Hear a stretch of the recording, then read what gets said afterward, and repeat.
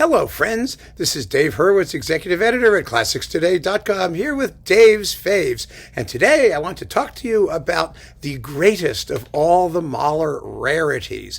And there aren't many because you didn't write that much. You know, there's the symphonies and 42 songs and a couple other things. Das Klagende Lied, a movement of a piano quartet, Blumina. That's the whole shebangy. And Drei Pintos. What a shock it was for me to discover that Mahler wrote an opera, a whole opera. And it's not an immature opera. He wrote it at exactly the same time as he was composing the first symphony. That is the 1880s. And it was quite successful in its day. It really was. Since then, it has since dropped completely out of sight. The reason is because it's something of a pastiche work. It was based on sketches by Carl Maria von Weber, who Mahler absolutely adored. He also adored Weber's granddaughter, who he happened to be having an affair with at the same time. So that was sort of an incentive for him to get to work on this. He had unique access, shall we say, to the sketches and other things besides. But the point is, this is a delightful 3-act comic opera with dialogue. And it's more by Mahler than by Weber. But Mahler really knew his Weber, and he was able to adopt a very similar style with substantially modernized orchestration. But of course, Weber was a superb orchestrator. I mean, Der Freischütz is one of the great orchestral exercises in romantic opera. As everybody knows, it's beautiful writing for the quartet of horns, for the solo clarinet, and all that stuff. It's beautiful.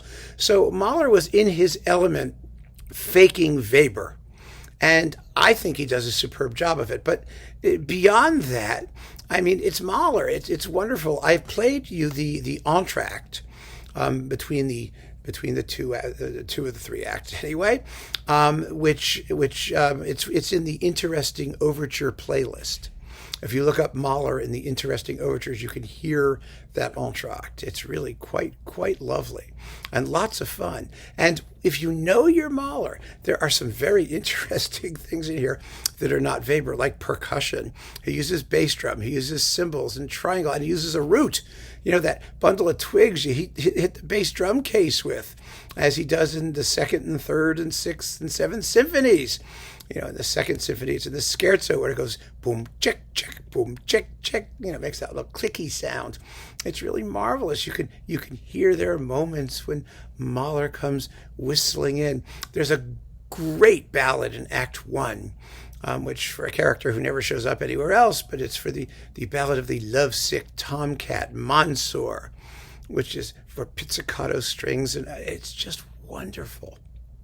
Wonderful. Lots of terrific arias, wonderful choruses. You know, you've got drunken students. It's one of those, the plot is, you know, it's a typical plot. You know, some guy wants to marry off his daughter to some nobleman, and she wants to marry some nobody and a young student. And the Drei Pintos, the 3 Pintos, they're all, takes place in Spain or someplace like that. They're all trying to be the same guy. You wind up with 3 guys who all claim to be Don Pinto something or whatever, and it all gets sorted out in the end. I mean, we do not have to go into the plot at all. But I do want to say that this exists. It is extremely unavailable, I believe, at least at this point, and has been like forever. And it's crazy, because it's Mahler. I mean, you know, Mahler is a name now. I mean, it's not like I'm saying the music has to be great. It's a name. It's marketable. It's saleable.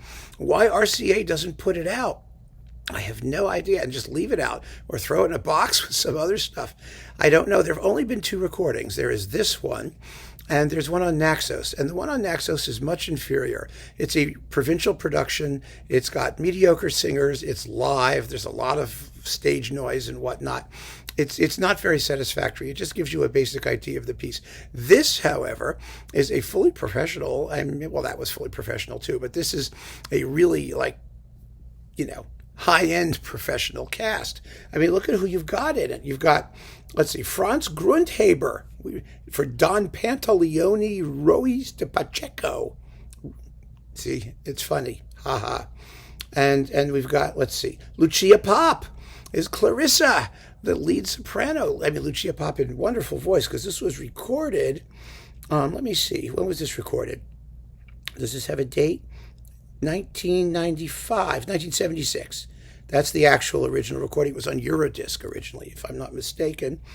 And let's see, who else have we got? Heinz Kruse and Hermann Pry and Werner Holweg and Kari Löwes.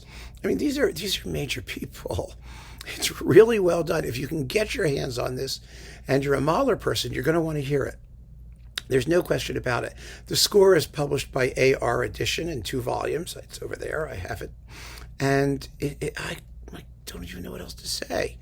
I mean, it's like a major lacuna in the Mahler discography, in the Mahler universe, and you are really going to want to hear this, and I love it. I play it. I can hum it. Da da da da da da da da do do do do do. The opening is Liaretti Becher Bottega Zecher. It's just it's terrific. It's just terrific. It's fun and light, but it's also comic, and because it's comic. And because it was based on Weber sketches, and although it's mostly Mahler, it really is. Nobody takes it seriously or gives it time of day. It's so typical of the way the classical music universe works. But you don't have to be that way. And I sure as heck am not going to be that way. I love Drei Pintos, and so I have to include it as one of Dave's faves. So keep on listening, friends. Thank you for joining me. Take care.